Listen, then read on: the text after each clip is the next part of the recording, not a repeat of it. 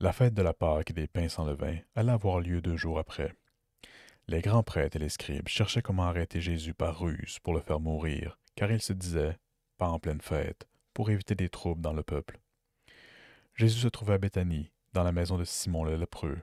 Pendant qu'il était à table, une femme entra avec un flacon d'albâtre contenant un parfum très pur et de grande valeur. Brisant le flacon, elle lui versa le parfum sur la tête. Or, de leur côté, quelques-uns s'indignaient. À quoi bon gaspiller ce parfum? On aurait pu, en effet, le vendre pour plus de 300 pièces d'argent que l'on aurait donné aux pauvres. Et ils la rudoyaient. Mais Jésus leur dit, laissez-la, pourquoi la tourmenter? Il est beau, le geste qu'elle a fait envers moi.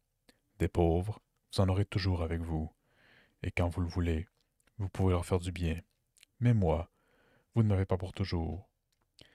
Ce qu'elle pouvait faire, elle l'a fait. D'avance, elle a parfumé mon corps pour mon ensevelissement. Amen, je vous le dis, partout où l'Évangile sera proclamé, dans le monde entier, on racontera, en souvenir d'elle, ce qu'elle vient de faire. Judas Iscariote, l'un des 12, alla trouver les grands prêtres pour leur livrer Jésus. À cette nouvelle, ils se réjouirent et promirent de lui donner de l'argent. Et Judas cherchait comment le livrer au moment favorable. Le premier jour de la fête des pains sans levain, où l'on immolait l'agneau pascal, les disciples de Jésus lui disent, veux-tu que nous allions faire les préparatifs pour que tu manges à la Pâque? Il envoie 2 de ses disciples en leur disant, allez à la ville, un homme portant une cruche d'eau viendra à votre rencontre.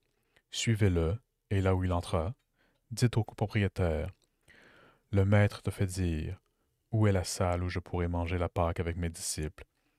Il vous indiquera, à l'étage, une grande pièce aménagée et prête pour un repas. Faites-y pour nous les préparatifs. Les disciples partirent, allèrent à la ville, ils trouvèrent tout comme Jésus leur avait dit, et ils préparèrent la Pâque. Le soir venu, Jésus arrive avec les 12. Pendant qu'ils étaient à table et mangeaient, Jésus déclara, amen, je vous le dis, l'un de vous qui mange avec moi va me livrer. Ils devinrent tout tristes, et l'un après l'autre, ils lui demandaient, serait-ce moi? Il leur dit, c'est l'un des 12, celui qui est en train de servir avec moi dans le plat. Le Fils de l'homme s'en va, comme il est écrit à son sujet, mais malheureux celui par qui le Fils de l'homme est livré. Il vaudrait mieux pour lui qu'il ne soit pas né, cet homme-là. Pendant le repas, Jésus ayant pris du pain et prononcé la bénédiction, le rompit et leur donna et dit, prenez, ceci est mon corps.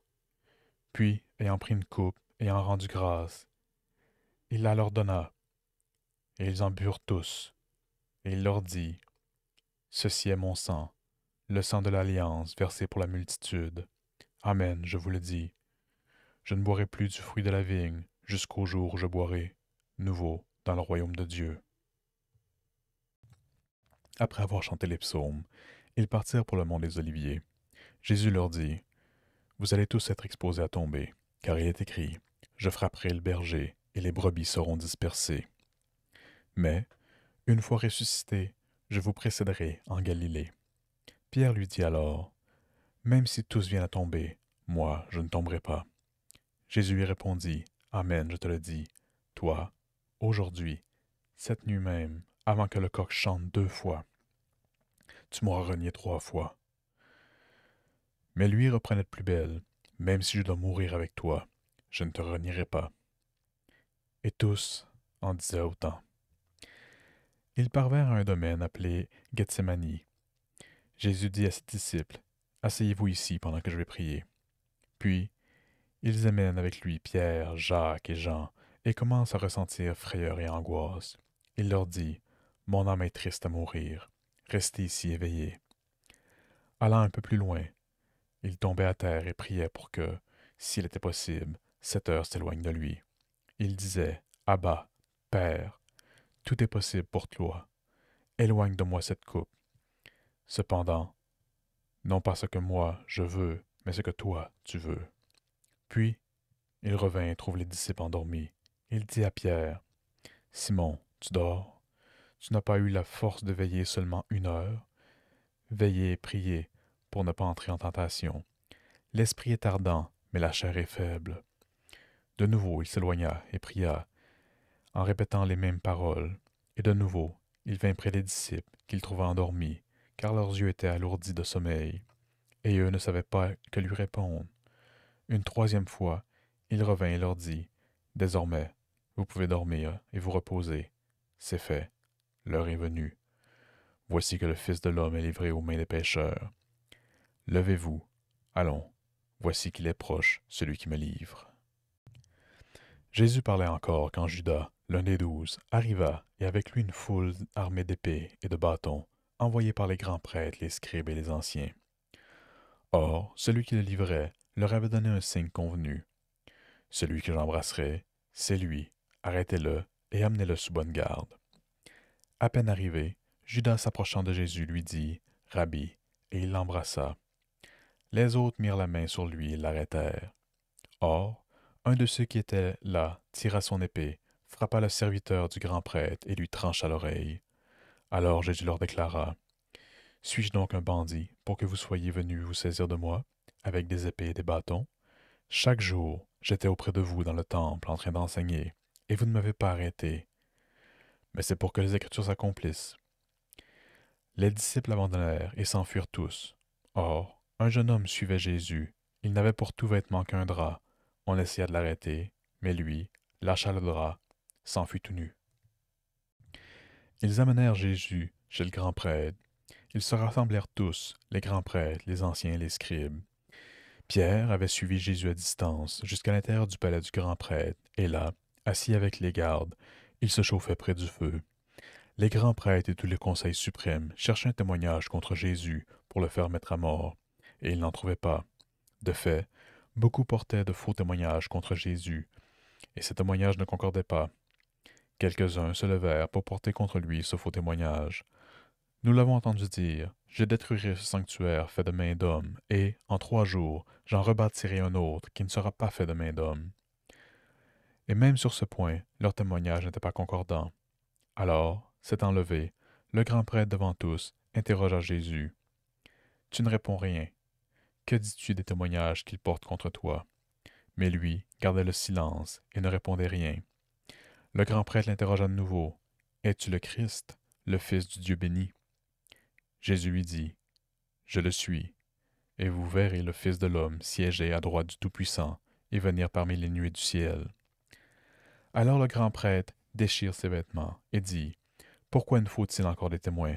Vous avez entendu le blasphème. Qu'en pensez-vous? » Tous prononcèrent qu'il méritait la mort. Quelques-uns se mirent à cracher sur lui, couvrirent son visage d'un voile et le giflèrent en disant, « Fais le prophète. » Et les gardes lui donnèrent des coups. Comme Pierre était en bas, dans la cour, arrive une des jeunes servantes du grand prêtre. Elle voit Pierre qui se réchauffe, le dévisage et lui dit, « Toi aussi, tu étais avec Jésus de Nazareth. » Pierre le nia. « Je ne sais pas, je ne comprends pas de quoi tu parles. » Puis il sortit dans le vestibule, au dehors. Alors, un coq chanta. La servante ayant vu Pierre, se mit de nouveau à dire à ceux qui se trouvaient là, « Celui-ci est l'un d'entre eux. » De nouveau, Pierre le niait. Peu après, ceux qui se trouvaient là lui disaient à leur tour, « Sûrement, tu es l'un d'entre eux. D'ailleurs, tu es galiléen. » Alors, il se mit à protester violemment et à jurer, « Je ne connais pas cet homme dont vous parlez. » Et aussitôt, pour la seconde fois, un coq chanta. Alors Pierre se rappela cette parole que Jésus lui avait dite, « Avant que le coq chante 2 fois, tu m'auras renié 3 fois. » Et il fondit en larmes. Dès le matin, les grands prêtres convoquèrent les anciens et les scribes, et tout le conseil suprême. Puis, après avoir ligoté Jésus, ils amenèrent et le livrèrent à Pilate.